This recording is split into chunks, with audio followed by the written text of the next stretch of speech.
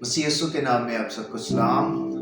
खुदा के फजल से एक बार फिर से मैं खुदा के पाक कलाम को लेकर आप सबकी खिदमत में हाजिर हूँ। सो आइए आज की वीडियो का आगाज करते हैं। मेरे साथ बाइबल मुकद्दस को खोलिएगा, पैदाइश की किताब और उसका 3 बाब 8वीं आयत से आज हम कलाम खुदा को अपनी हिदायत और रहनुमाई के लिए सुनेंगे, सीखेंगे। कलाम मुकद्दस में लिखा है, और उन्होंने खुदावंद खुदा की आवाज जो ठंडे वक्त बाग में फिरता था सुनी, और आदम और उसकी बीवी ने अपने आप को खुदावंद खुदा के हजूर से बाग के दरख्तों में छुपाया। तब खुदावंद खुदा ने आदम को पुकारा और उससे कहा, तू कहाँ है? उसने कहा, मैंने बाग में तेरी आवाज सुनी और मैं डरा, क्योंकि मैं नंगा था और मैंने अपने आप को छुपाया। उसने कहा, तुझे किसने बताया कि तू नंगा है? क्या तूने उस दरख्त का फल खाया जिसकी बाबत मैंने तुझको हुक्म दिया था कि उससे ना खाना? कलाम मुकद्दस के पढ़े और सुने जाने पर खुदा की खास बरकत हो, आमीन। अजीजों, कलाम मुकद्दस का आज का ये हिस्सा जो हमने सुना है, खुदा का पाक कलाम हमारी हिदायत और रहनुमाई करता हुआ है। हम यहाँ पर जो पहली चीज यहाँ पर हमें सीखने को मिलती है वो ये है कि खुदा की आवाज उन्होंने ठंडे वक्त में सुनी, बाग में। इससे पहले पिछली वीडियो में मैंने इस बात को क्लियर किया था कि इब्लीस ने औरत को बहकाया और उसने इंसान को या औरत को बहकाने के लिए जानवरों में जो सबसे चालाक था यानी कि सांप, उसका इस्तेमाल किया। तो ये चीज हमें सिखाती है कि इब्लीस जब भी हम पर अटैक करता है, सबसे पहले वो हमें ये देखता है कि हमारी कमजोरी का कहां पर है, हम कैसे पकड़े जा सकते हैं, और उसके बाद वो किसी ऐसे टूल का इस्तेमाल करेगा जिसके जरिए से वो हम पर वार कर सके। सबसे पहले उसने इस चीज का चुनाव किया कि मैं किसके जरिए से इनको बहका सकता हूं। सो उसने ये देखा कि सांप ज्यादा चालाक है, इसलिए उसने उसको लिया और उसके जरिए से बहकाया। और जब वो बहकावे में आ गए, उन्होंने फल खा लिया, तो फल खाने के बाद कलाम खुदा कहता है कि एकदम से जब उनको पता चला कि अब ये उनसे गलती हो चुकी है, अब वो नंगे हैं, तो पहला काम उन्होंने ये किया कि अपने आप को ढांपने के लिए पत्तों को सीकर अपने लिए एक आरजी लिबास तैयार किया। अब जब हम यहाँ पर आते हैं 8वीं आयत में, तो यहाँ पर हम देखते हैं कि खुदावंद खुदा की आवाज उन्होंने बाग में सुनी है। यानी कि वो जो एक मुकर्रर वक्त था जहां पर जब खुदा उनके पास आता था उनसे गुफ्तगू करने के लिए, उनसे रफाकत रखने के लिए, तो कलाम कहता है कि खुदा तो अपने वक्त पर आया, पर अब आदम वहां पर नहीं है। इससे पहले अगर हम देखें तो खुदा ने उनको बड़ी मोहब्बत से बनाया है। आदम की मोहब्बत भी खुदा के साथ है, खुदा की मोहब्बत आदम के साथ है। दोनों उस वक्त का इंतजार करते होंगे कि कब वो वक्त आए और हम एक दूसरे से गुफ्तगू करें, और ये रोज का सिलसिला है।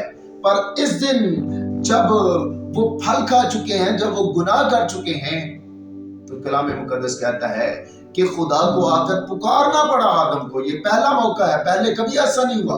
खुदा आता था, आदम को पता था खुदा इस वक्त आता है, पर वो हाजिर होता था। पर अब खुदा को पुकारना पड़ा है, और कलाम खुदा कहता है, और उन्होंने खुदा की आवाज जो ठंडे वक्त बाग में फिरता था सुनी, और सुनने के बाद उन्होंने अपने आप को छुपा लिया। पहले कभी ऐसा नहीं हुआ कि वो खुदा की आवाज सुनकर छिपे हैं।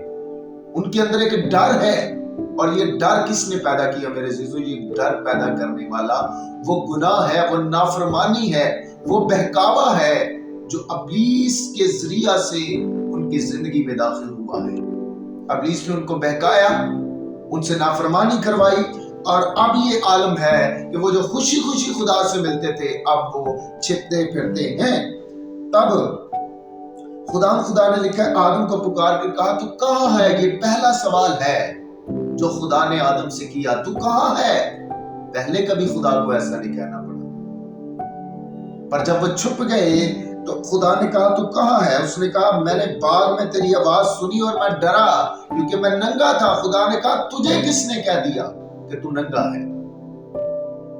کس نے؟ پہلا سوال تو کہاں ہے، دوسرا سوال تجھے کس نے کہہ دیا کہ تو ننگا ہے، اور پھر تیسرا سوال خدا نے یہ کیا کیا تو نے وہ پھل تو نہیں کھا لیا جس کی بابت میں نے تجھے منع کیا تھا؟ میرے عزیزو یاد رکھیے، گناہ ایک ایسی چیز ہے، نافرمانی ایک ایسی چیز ہے کہ جو ہمارا پاکیزگی کا لباس، ہمارا قوت کا لباس، ہمارا راست بازی کا لباس ہم سے دور کر دیتی ہے، ہٹا دیتی ہے، ہمارا لباس چھن جاتا ہے۔ اور یہ ابلیس کی چال ہے کہ وہ ہمیں ننگا کر دینا چاہتا ہے۔ گناہ کا کام یہی ہے۔ بظاہر ہم نے کتنا بھی اچھا لباس کیوں نہ پہنا ہو، لیکن اگر ہماری زندگی میں گناہ ہے تو ہم روحانی طور پر ننگے ہو چکے ہوتے ہیں۔ اور اس کا ثبوت اگر ہم بائبل ہی کو دیکھیں تو جب خدا نے کہا تھا کہ جس روز تو نے پھل کھایا تو مرا، وہ مرا تو نہیں اس وقت، پر یاد رکھیں وہ روحانی موت مر گیا تھا۔ جسمانی طور پر وہ بعد میں مرا لیکن روحانی موت مر گیا تھا۔ اسی طرح جب ہم یہاں پر دیکھتے ہیں تو ننگے تو وہ پہلے بھی تھے، پر پہلے کبھی انہوں نے یہ نہیں کہا کہ ہم ننگے ہیں، پہلے کبھی وہ خدا کی حضوری سے چھپے نہیں ہیں، وہ سامنے جاتے تھے، پر گناہ کرنے کے بعد ان کو پتا چلا کہ ہماری تو کنڈیشن ہی فرق ہو چکی ہے۔ اس کا مطلب یہ ہے کہ وہ جو ایک راست بازی کا لباس خدا نے ان کو پہنایا ہوا تھا وہ گناہ کرنے کے باعث ان سے الگ ہو گیا، اور اب وہ دنیا میں تماشا بننے کے لیے تیار تھے۔ اور پھر جب ہم مزید آگے بڑھتے ہیں تو خدا کو جب اس بات کا دکھ ہوتا ہے کہ انسان نافرمان ہو گیا ہے، اور خدا نے جب سوال کیا کیا تو نے اس درخت کا پھل کھایا، تو یہاں سے کہ الزامات کا سلسلہ شروع ہو جاتا ہے۔ آدم سے سوال کیا جاتا، آدم کہتا ہے جس عورت کو تو نے میرے ساتھ کیا ہے، جس عورت کے بارے میں تو نے کہا تھا یہ تیری مددگار ہے، اسی نے تو مجھے یہ پھل دیا ہے۔ تو میرے عزیزو یہاں پر ایک بڑی خاص چیز ہے جو ہمیں سیکھنی ہے، دوسروں کے تجربوں سے بھی ہمیں سیکھنا پڑتا ہے۔ آدم کو چاہیے یہ تھا کہ وہ اپنی غلطی کا اقرار کر لیتا، کیونکہ خدا کے بارے میں بائبل مقدس کہتی ہے وہ رحیم خدا ہے، وہ معاف کرتا ہے۔ اگر وہ معاف نہ کرنے والا ہوتا تو وہ اپنے بیٹے کو کبھی نہ بھیجتا۔ اور کلام خدا ہمیں سکھاتا ہے کہ وہ گناہوں کو معاف کرتا ہے، وہ اتنی دور پھینک دیتا ہے، دوبارہ یاد نہیں کرتا۔ پر آدم نے بجائے اس کے کہ اقرار کرتا کہ ہاں مجھ سے غلطی ہوئی ہے، وہ اس نے بات کو آگے چلا دیا، یہ جو عورت تو نے میرے ساتھ کی ہے اس نے مجھے یہ پھل دیا اور میں نے اس کو کھایا۔ پھر جب وہ عورت کی طرف جاتا ہے، خدا اب پریشان ہے کہ میں نے اس کو اپنی حضوری میں رہنے کے لیے بنایا تھا، اب چونکہ اس سے گناہ ہو گیا مجھے اس سے اپنے سے الگ کرنا پڑے گا۔ خدا کا دل دکھی ہے، وہ سوال کر رہا ہے۔ جب عورت سے کہا گیا تو عورت نے بھی اقرار کرنے کی بجائے، معافی مانگنے کی بجائے اس نے بھی بات آگے چلا دی۔ اس نے کہا یہ سانپ مجھے تو اس نے بہکایا ہے، مجھے تو اس نے کہا تھا، مجھے تو اس نے نشاندہی کی تھی کہ دیکھو یہ درخت عقل بخشنے کے لیے خوب ہے۔ پھر خدا سانپ کی طرف چلا جاتا ہے، یعنی کہ خدا گھوم رہا ہے۔ انسان نے خدا کو پریشان کر دیا، وہ جو آتا تھا گفتگو کرنے کے لیے، محبت بھری باتیں کرنے کے لیے، اب وہ کبھی اس کے پاس کبھی اس کے پاس پوچھتا پھر رہا ہے بھئی یہ کیا کیا ہے تم لوگوں نے۔ جب سانپ سے بات ہوئی اور سانپ کو خدا نے کہا چونکہ تو نے یہ کام کیا ہے، خدا نے سانپ سے کہا اس لیے تو نے یہ کام کیا تو سب چھپاؤں اور دستی جانوروں میں ملاؤں ٹھہرا۔ یاد رکھیں میرے عزیزو یہ پہلی لعنت ہے جو خدا نے اپنی کسی بھی بنائی ہوئی مخلوق پر کی ہے، اور وہ پہلی لعنت سانپ پر کی گئی ہے۔ خدا نے کہا تو ملاؤں ٹھہرا، اور پھر کہا گیا کہ تو اپنے پیٹ کے بل چلے گا، ساریوں پر خاک چاٹے گا۔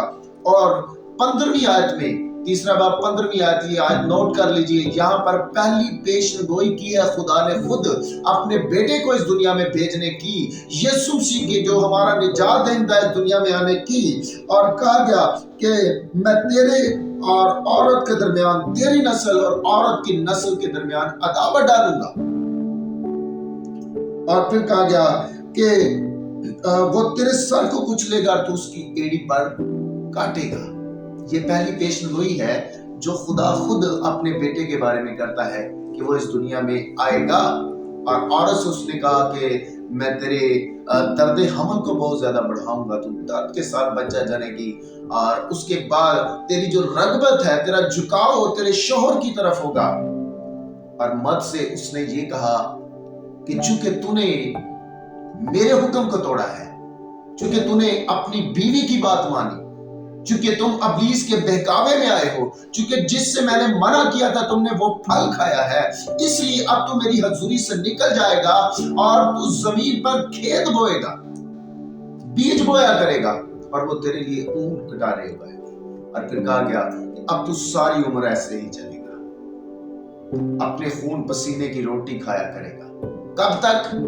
जब तक तू जमीन में फिर लौट ना जाए। लिखा है चूंकि तू खाक से लिया गया है और वापस उसी खाक में जब तक तू लौट ना जाए। यहाँ पर एक और चीज की निशानदेही हो जाती है कि खुदा ने आदम को जमीन की मट्टी से बनाया है।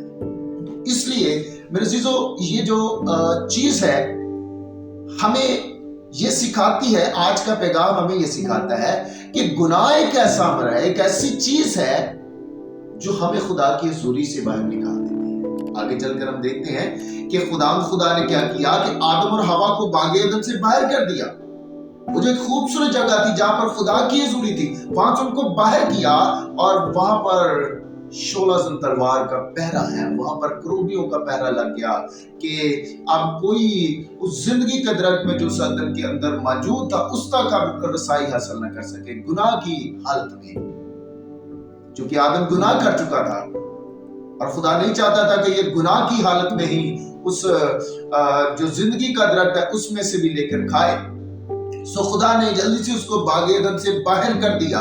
मेरे अजीजों, गुनाह एक तो हमें दुनिया की नजर में, खुदा की नजर में नंगा कर देता है, रुस्वा कर देता है, बेजारगी की हालत हो जाती है, कहीं का नहीं छोड़ता।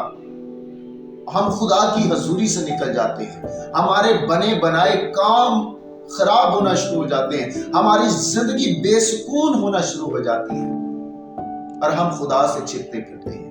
लेकिन यहाँ पर भी हमें आखिरी बात करके इसको खत्म करूंगा, खुदा की मोहब्बत नजर आती है। और खुदा की मोहब्बत ये है कि पहले उन्होंने अपने लिए आर्जी तौर पर पत्तों को सीकर लिबास तैयार किया, और कलाम कहता है खुदा ने उनके लिए जानवरों को ज़िबा किया। ये पहला मौका है जब खुदा ने किसी जानवर को ज़िबा किया और उसकी खाल को लिया, चमड़े को लिया, और उससे उसने आदम और हवा के लिए लिबास तैयार किया। चमड़े का लिबास, पहला लिबास जो उन्होंने अपने लिए खुद बनाया था वो पत्तों का था। दूसरा लिबास जो खुदा ने उनके लिए तैयार किया वो चमड़े का है।